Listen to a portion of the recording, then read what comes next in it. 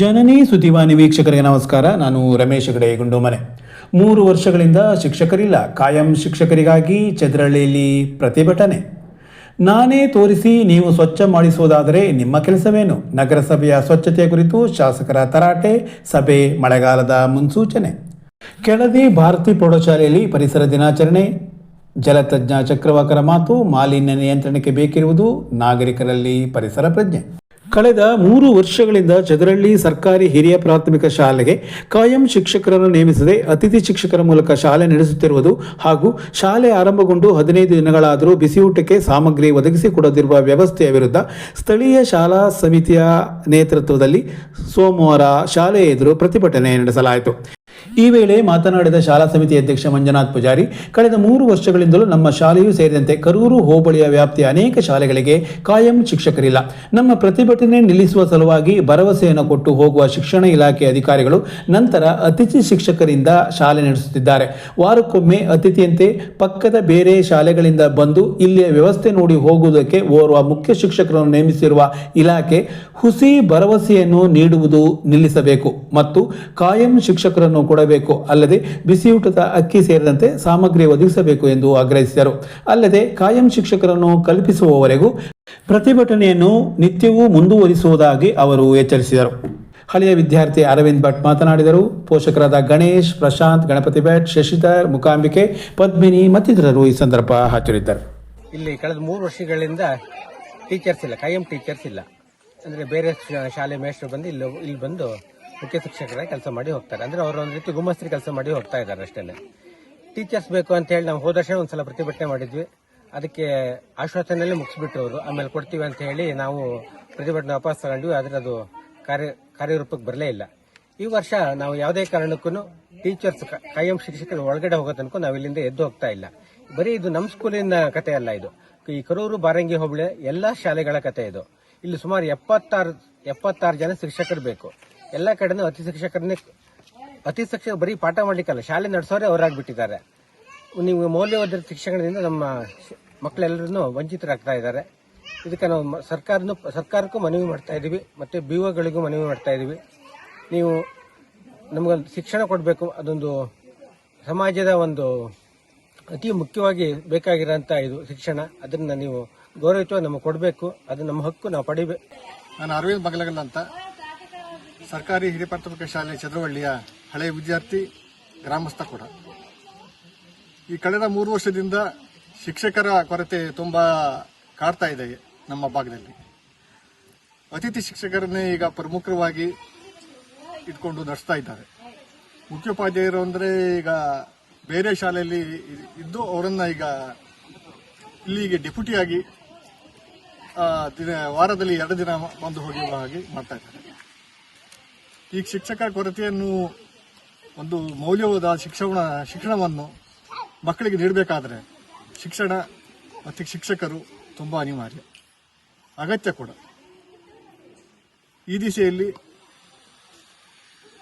ಈ ಭಾಗದ ನಮ್ಮ ಶಾಲೆ, ನಮ್ಮ ಗ್ರಾಮದ ಎಲ್ಲ ಪೋಷಕರು, ವಿದ್ಯಾರ್ಥಿಗಳು ಈ ಒಂದು ಶಿಕ್ಷಕರಿಗಾಗಿ ಒಂದು ಹೋರಾಟವನ್ನು ನಡೆಸ್ತಾ ಇದ್ದೀವಿ. ಅದಕ್ಕಾಗಿ ನಾವು ಈ ಅಹವಾಲನ್ನು ಶಿಕ್ಷಣ ಮಂತ್ರಿಗಳು, ಮಾನ್ಯ ಶಾಸಕರು ಹಾಗೂ ಕ್ಷೇತ್ರ ಶಿಕ್ಷಣಾಧಿಕಾರಿಗಳಿಗೂ ಎಲ್ಲರಿಗೂ ಅಹವಾಲು ನೀಡ್ತಾ ಇದ್ದೀವಿ. ಸೂಕ್ತವಾದ ಕ್ರಮವನ್ನು ಸಂಬಂಧಪಟ್ಟವರು ಕೈಗೊಳ್ತಾರೆ ಅಂತ ನಂಬಿಕೆಯಲ್ಲಿ ನಮ್ಮ ಹೋರಾಟವನ್ನು ನಡೆಸ್ತಾ ಇದ್ದೀವಿ. ಅಲ್ಲಿ ಗಿಡ ಬೆಳೆದಿದೆ ಕಟ್ ಮಾಡ್ರಿ, ಅಲ್ಲಿ ಕ್ಲೀನ್ ಆಗಿಲ್ಲ ಹೇಳಿ ಅಂತಂದ್ರೆ ನೀವೆಲ್ಲ ಮತ್ತೆ ಹಾಕಿದ್ದೀರಿ ಇಲ್ಲಿ, ಹೌದಲ್ಲ? ಮತ್ತೆ ನೀವು ಮಾಡ್ಬೇಕಲ್ಲ, ನೀವೇನ್ ಮಾಡ್ತೀರಿ? ಮತ್ತೆ ನಿಮ್ ಕೆಲಸ ನೀವು ಮಾಡ್ಬೇಕಲ್ಲ, ನೀವು ಮಾಡ್ತಾನೆ ಇಲ್ಲ ಅಂದ್ರೆ ಹೇಗೆ ಮತ್ತೆ? ನಗರದಲ್ಲಿ ಎಲ್ಲೆಲ್ಲಿ ಕಸ ಇದೆ ಎಂದು ನಾನೇ ತೋರಿಸಿ ನೀವು ಸ್ವಚ್ಛತೆ ಮಾಡಿಸುವುದಾದರೆ ಮತ್ತೆ ನೀವೇಕೆ ಇದ್ದೀರಿ? ನಿಮಗೆ ಕಸ ಕಾಣಿಸುವುದಿಲ್ಲವೇ? ಸ್ವಚ್ಛತೆಯ ಜವಾಬ್ದಾರಿ ಇಲ್ಲವೇ ಎಂದು ನಗರಸಭೆಯ ಸ್ವಚ್ಛತಾಧಿಕಾರಿಗಳಿಗೆ ಶಾಸಕ ಬೇಳೂರು ಗೋಪಾಲಕೃಷ್ಣ ಅವರು ತರಾಟೆ ತೆಗೆದುಕೊಂಡ ಘಟನೆ ಸೋಮವಾರ ಇಲ್ಲಿನ ಉಪವಿಭಾಗ ಕಚೇರಿ ಸಭಾಂಗಣದಲ್ಲಿ ನಡೆಯಿತು. ಮಳೆಗಾಲದ ಹಿನ್ನೆಲೆಯಲ್ಲಿ ಕೈಗೊಳ್ಳಬೇಕಾದ ಮುನ್ನೆಚ್ಚರಿಕೆ ಕ್ರಮವಾಗಿ ಕರೆಯಲಾಗಿದ್ದ ಅಧಿಕಾರಿಗಳ ಸಭೆಯಲ್ಲಿ ಸ್ವಚ್ಛತೆಯ ಕುರಿತು ಅಸಮಾಧಾನ ವ್ಯಕ್ತಪಡಿಸಿ ಅವರು ಮಾತನಾಡಿದರು. ನಗರದೊಳಗಿನ ಹೆದ್ದಾರಿಯ ಅಕ್ಕಪಕ್ಕದಲ್ಲಿ ರಸ್ತೆವರೆಗೂ ಗಿಡಗಳು ಬೆಳೆದು ನಿಂತಿದೆ.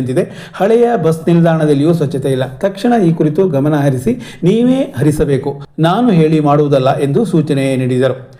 ಮಳೆ ಮಾಪನ ದುರಸ್ತಿ ಇಲ್ಲದೆ ಕಳೆದ ಬಾರಿ ರೈತರಿಗೆ ಅನ್ಯಾಯವಾಗಿದೆ. ಈ ಬಾರಿಯೂ ಅಂತಹ ಸ್ಥಿತಿ ಬರಬಾರದು. ಈ ಕುರಿತು ಎಸಿ ಅವರು ಗಮನಹರಿಸಬೇಕು ಎಂದರು. ಅಲ್ಲದೆ ಮಳೆಯ ತೀವ್ರತೆಯಿಂದ ಮನೆ ಬಿದ್ದರೆ ತಕ್ಷಣ ತಹಸೀಲ್ದಾರ್, ಕಾರ್ಯನಿರ್ವಹಣಾಧಿಕಾರಿಗಳು, ಸ್ಥಳೀಯ ಗ್ರಾಮ ಪಂಚಾಯಿತಿಯವರು ಸ್ಥಳಕ್ಕೆ ಭೇಟಿ ನೀಡಿ ಮಾನವೀಯ ದೃಷ್ಟಿಯಿಂದ ಯೋಚಿಸಿ ಬಡವರಿಗೆ ಅನುಕೂಲ ಮಾಡಿಕೊಡಿ ಎಂದು ಸಲಹೆ ನೀಡಿದರು.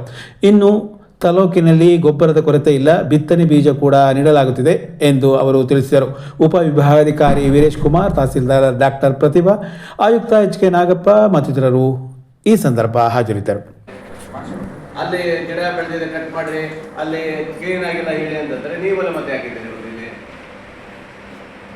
ಹೌದಲ್ಲ? ಮತ್ತೆ ಹಾ, ನೀವು ಮಾಡ್ಬೇಕಲ್ಲ. ನೀವೇನ್ ಮಾಡ್ತೀರಿ ಮತ್ತೆ? ನಿಮ್ ಕೆಲಸ ನೀವು ಮಾಡ್ಬೇಕಲ್ಲ. ನೀವು ಮಾಡ್ತಾನೆ ಇಲ್ಲ ಅಂದ್ರೆ ಹೇಗೆ ಮತ್ತೆ? ಅದು ಮಾಡಿ. ಫಸ್ಟು ಬೈಪಾಸಲ್ಲಿ ಅಲ್ಲೂ ಗಿಡಗಳು ಬೆಳೆದ್ರೆ ಅದು ಕಟ್ ಮಾಡಬೇಕು. ಆಮೇಲೆ ಮೈನ್ ರೋಡಲ್ಲಿ ಏನಾದರೂ ಇದೆ ಅಂದರೆ ಅದೆಲ್ಲ ಕಟ್ ಮಾಡ್ತಾ ಬರಬೇಕು. ಅದೆಲ್ಲ ನೋಡ್ಬೇಕಲ್ಲ. ಆಮೇಲೆ ಬಸ್ ಸ್ಟ್ಯಾಂಡ್ ಹತ್ರ ಬಂದೆ ನಾನು.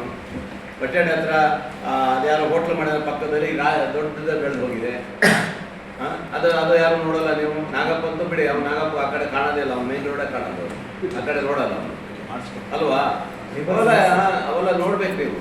ನನ್ನ ಕಣ್ಣಿಗೆ ಮಾತ್ರ ಬಿಡೋದಲ್ಲ, ನಿಮ್ಮ ಕಣ್ಣಿಗೂ ಬಿಡಬೇಕಲ್ಲ. ಅವೆಲ್ಲ ಕ್ಲೀನ್ ಮಾಡಿಸಿ. ಬಸ್ ಸ್ಟ್ಯಾಂಡ್ ಹತ್ರ ಅದೆಲ್ಲ ಕ್ಲೀನ್ ಮಾಡಿಸ್ಬೇಕು. ಅವೆಲ್ಲ ಮೇಯ್ನ್ ಅವು ಅಲ್ವಾ? ಅಲ್ಲಿ ಕ್ಲೀನ್ ಇದ್ರೆ ಎಲ್ಲ ಕಡೆ ಕ್ಲೀನ್ ಇದ್ದಂಗೆ ಇರುತ್ತೆ. ಅದೆಲ್ಲ ನೀವು ಗಮನದಲ್ಲಿ ಇಡ್ಬೇಕಂತ ಹೇಳ್ತು. ಕೊಟ್ಟಿದ್ದಾರೆ.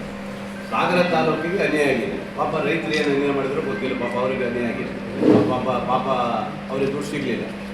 ಈ ಸರಿನೂ ಪಾಪ ಅವ್ರಿಗೆ ಆ ಥರ ಆಗ್ಬಿಟ್ರೆ ಸಮಸ್ಯೆ ಆಗುತ್ತೆ. ಈಗ ನಾನು DC ಅವ್ರಿಗೆ ಬೆಳಗ್ಗೆನೇ ಮಾತಾಡಿದ್ದೀನಿ.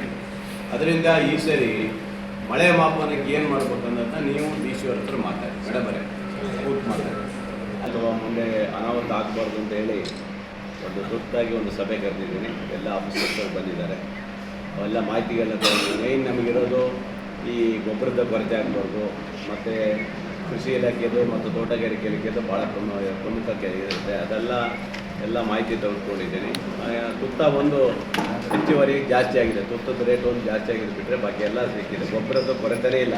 ನಮ್ಮ ತಾಲೂಕಲ್ಲಿ ಗೊಬ್ಬರದ್ದು ಯಾವುದೇ ಕೊರತೆ ಇಲ್ಲ. ಎಲ್ಲ ಗೊಬ್ಬರನೂ ಸಿಕ್ಕಿದೆ. ಅದರಿಂದ ರೈತರಿಗೆ ಸಮಸ್ಯೆ ಇದ್ದಂಗೆ ನೋಡ್ಕೊಂಡಿದ್ದೀವಿ ಒಂದು. ಆಮೇಲೆ ಮಳೆಗಾಲದಲ್ಲಿ ಸ್ವಲ್ಪ ಮನೆಗಳೆಲ್ಲ ಬಿದ್ದು ಹೋಗ್ತಾ ಇದ್ದವು. ಅದಕ್ಕೆ ಏನಾಗಿದೆ, ನಮ್ಮ ಅಧಿಕಾರಿಗಳು, ಈ ಇಂಜಿನಿಯರ್ಗಳೆಲ್ಲ ಪಾಪ ಅರ್ಧ ರೇಟ್ ಹಾಕಿಬಿಡ್ತಾರೆ. ಅಂದರೆ ಒಂದು ಮನೆ ಬಿದ್ದೋದ್ರೆ 75 ಒಳಗೆ ಬಂದರೆ ಅವ್ರಿಗೆ ಏನು ದುಡ್ಡೇ ಸಿಗೋಲ್ಲ. ಪಾಪ ಒಂದು 5,000 6,000 ಸಿಗುತ್ತೆ.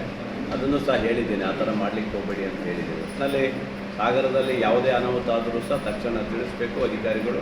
ಮತ್ತು ಫಾರೆಸ್ಟ್ ಇಲಾಖೆಯವರಿಗೂ ಹೇಳಿದ್ದೀನಿ, ಯಾವುದೇ ರೈತರನ್ನ ತೆರವುಗೊಳಿಸ್ಬೇಕಾದ್ರೆ ಗಮನ ತರಬೇಕು ಅಂತ ಹೇಳಿದ್ದೀನಿ. ಹಾಗಾಗಿ ಎಲ್ಲರಿಗೂ ಒಂದು ಮಾಹಿತಿ ಕೊಡಲಿಕ್ಕೋಸ್ಕರ ಕರೆದಿದ್ದೀನಿ. ಜಾಗತಿಕ ತಾಪಮಾನದ ವೈಪರೀತ್ಯದಿಂದಾಗಿ ಅತಿವೃಷ್ಟಿ ಇಲ್ಲ ಅನಾವೃಷ್ಟಿಯಿಂದ ಬಳಲುವಂತಾಗಿದೆ ಎಂದು ಜಲತಜ್ಞ ಚಕ್ರವಕ ಸುಬ್ರಹ್ಮಣ್ಯ ಅಭಿಪ್ರಾಯಪಟ್ಟರು. ತಾಲೂಕಿನ ಕೆಳದಿ ಭಾರತಿ ಪ್ರೌಢಶಾಲೆ ಆಯೋಜಿಸಿದ ಪರಿಸರ ಕಾರ್ಯಕ್ರಮದಲ್ಲಿ ಮಾತನಾಡಿ, ನಮ್ಮ ದೇಶ ಸಂಪದ್ಭರಿತವಾಗಿದ್ದರೂ ಹೆಚ್ಚಿನ ಜನಗಳಲ್ಲಿ ನಾಗರಿಕ ಪ್ರಜ್ಞೆ ಇಲ್ಲವಾದ ಕಾರಣ ಪರಿಸರ ಮಾಲಿನ್ಯ ಎಲ್ಲೆಡೆ ಮಿತಿಮೀರಿ ಹೋಗುತ್ತಿದೆ ಎಂದರು.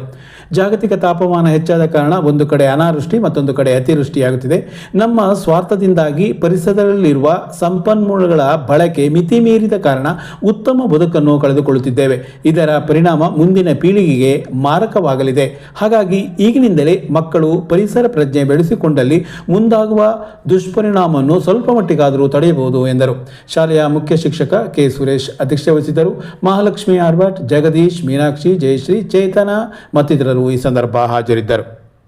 ನಮಸ್ಕಾರ.